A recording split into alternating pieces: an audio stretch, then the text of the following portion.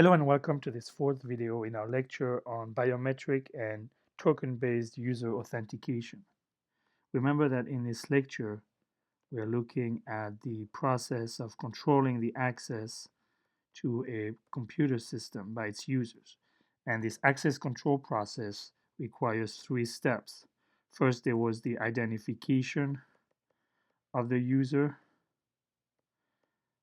where the user comes forward and claims an identity, and then we have the verification of this identity. This is what we call user authentication, where the user provides some additional information to prove that they are who they say they are. And then the third step was the authorization step, where once the user is verified or authenticated, then they're given a particular sets of access rights depending on their identity.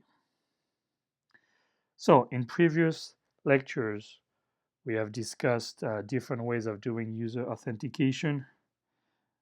In a previous lecture, we talked about password-based or authentication based on something that you know.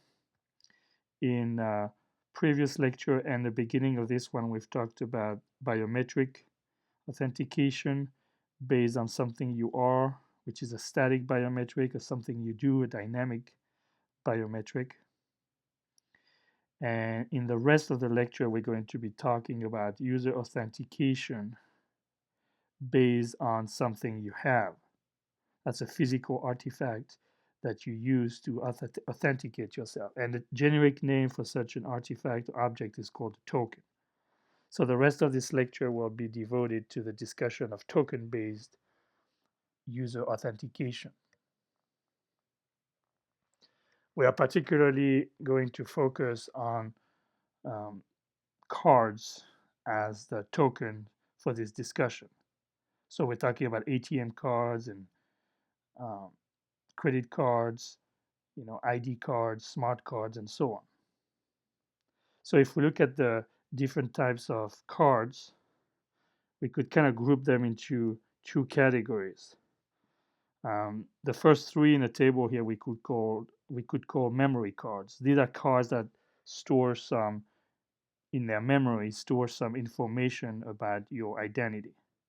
For example, in the case of the old-fashioned credit cards, we had this information literally embossed on top of the credit card, like your numbers would be raised above the surface of the credit card. In fact, in my current credit card, it's not the digits in my credit card number, but it's the letters of my name that are embossed on the card.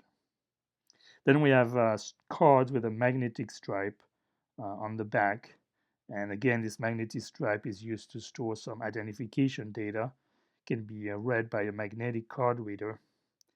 And then we have the more modern memory card, where the card contains not a magnetic stripe, but a electronic chip or memory inside of it. So interestingly, these older two technologies are still used, as I just mentioned, on even my current credit card still has a magnetic stripe. Our Titan card still has a magnetic stripe, and so on and so forth. And then, of course, the more recent technology that we may call smart cards.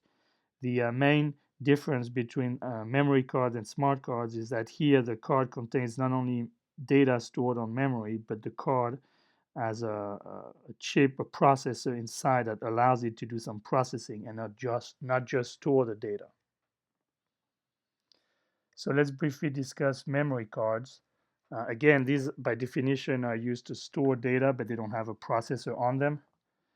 The most common cards of this type are the ATM card, and maybe a Titan card still has a memory but no chip on it.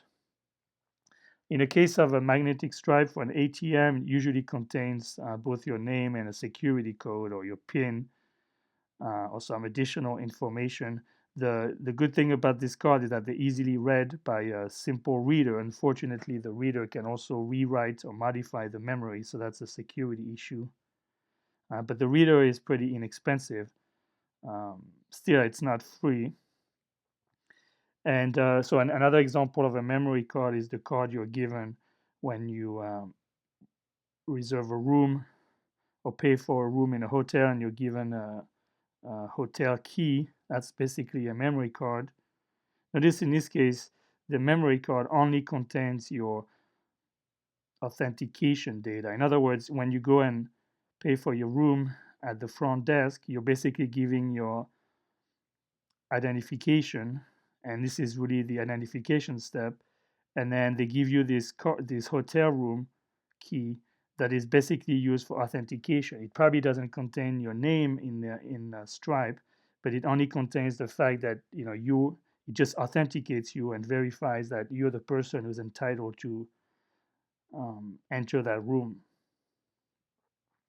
So more recently, of course, these cards have been used in conjunction with a PIN number, like your ATM card. And so that's definitely a better degree of security, this two-factor authentication, where you need both the card and, say, a PIN in order to access your account or use the card.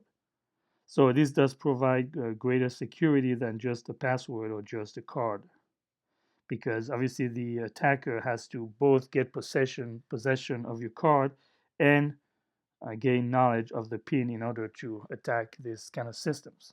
We'll talk more about two-factor authentication later in this lecture. Now, let's wrap up this discussion of memory cards by discussing their drawbacks. First of all, they do require a special reader.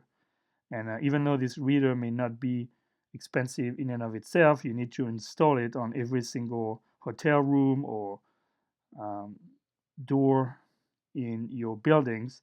And it's not just the cost of buying and installing it, but there is the maintenance cost throughout the lifetime of the system, in particular the maintenance and the check on security for both the hardware and the software parts throughout the whole lifetime of the system. You have to make sure this reader doesn't get compromised. A second drawback, of course, is the possibility that the user is going to lose their token, thereby, um, preventing them from accessing whichever resource they were entitled to access. And of course, replacing this token has a cost.